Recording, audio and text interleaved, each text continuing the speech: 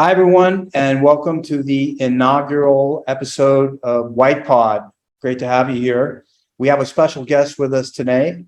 He is the inventor of Battlefield Chess, and his name is Rudy Kroll. Rudy, thanks a lot for joining us today. Thank you. How's everything? Well, it could be better, but it's coming along. Great. So let's jump right in, and maybe you can share a little background information about yourself. I'm a retired tool and die maker. Went to a trade school for high school where I majored in shop. I was hired a year before I got out of school. They were so impressed with my grades and my skills that I graduated on a Friday and went to work on a Monday for a company called Lincoln Electric. You've probably heard of them. I have. It's one of the biggest arc welding manufacturing companies in the world. I worked there for 36 and a half years, and then I retired. I moved to Florida. Love it down here. I had enough of that snow up north. Yeah, I bet. And I think when you retire, it's the law. You have to move to Florida. yeah. Well, tax advantages and the weather, it's beautiful down here. Anyway, with my retirement, making things, selling things, about 10, 12 years ago, I was just playing chess against my computer. And I found that if I made it hard enough where it gave me a challenge, the computer was taking forever to make a move, 20, 30 minutes just to make one move. And if I'd make it easy enough to where I didn't have to wait that long, I beat it every time. So I was getting bored with it. And I started thinking, there must be a better way to play this game. And I thought about it for a while, and I decided, if I added 2 squares all the way around the board, that would give me more than double the size of the playing area. And it would give me so much more possible moves. It just sounded right to me. So I went and I got a piece of poster board the first time, and I cut out a 20-inch square contact paper, and I cut up little squares. I stuck them on there, laid it out, and started playing with it. And boy, it turned out to be just great. And I started playing with, friends and family. They loved it. They're all asking me to make them boards. Since I was a tool and die maker, I could make anything. And I started making them boards. But then, that's time consuming. It takes hours to make a board laid out like that to make it look nice. So I did that for a few years. And finally they were all telling me, hey, why don't you manufacture and sell these? I said, yeah, that might be a good idea. So I'll give it a shot. And here I am today, trying to leave them, introduce the rest of the world to this fun game. It's so much more fun playing this way. A good example is on your first move. It's your standard chessboard. You got a possibility of 20 moves, 2 each with a pawn, that's 16, and 2 each with a knight. That's a total of 20 moves. On the bigger board, you can move any piece on the board. It gives you a total of 55 moves on the first move. That's 2.5 times as many. So you can see just from there how much more exciting this game would be.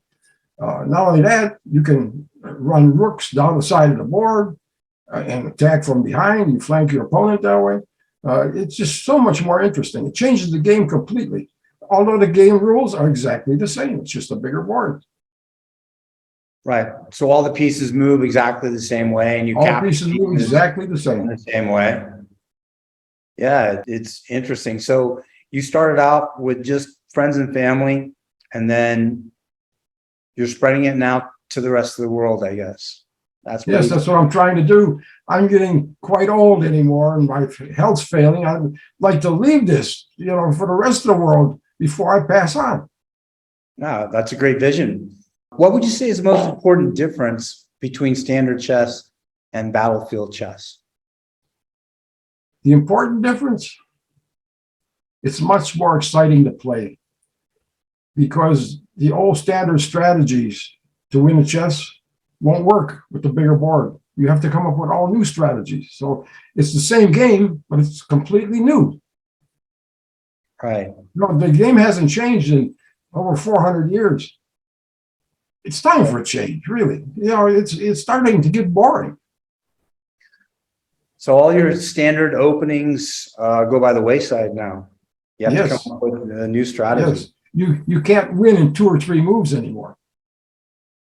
Actually, come to think of it, There's a strategy where you hear about that happening. you can win with 2 moves, and there's another one where you can win with 3 moves. They won't work because when you put the king in check with those strategies, the king can move out of the way because back spaces are open. Right. So how many moves can you win? And do you have that figured out? Or is that? No, I haven't figured out what's the minimum amount of moves. That's some serious math you have to do there, right? There's so many different moves. I haven't figured that out yet. Even though I've been playing it for a number of years already. Every game is different. Sure. So what's the longest game that you ever played on Battlefield chess? Do you recall? Less than an hour. It doesn't take that long. So overall, what do you want to achieve? I'd like to leave this game to posterity. I would like to, have other people know about it. Because once I'm gone, it's gone too. So 100 years from now, people will be playing Battlefield chess. And they'll be That'd talking be nice. about booty crawl, right? Yes, exactly. Fantastic. And you could still play with this game with the board. You could still play the old way if you want. But I'm sure once you start playing the new way, you won't want to.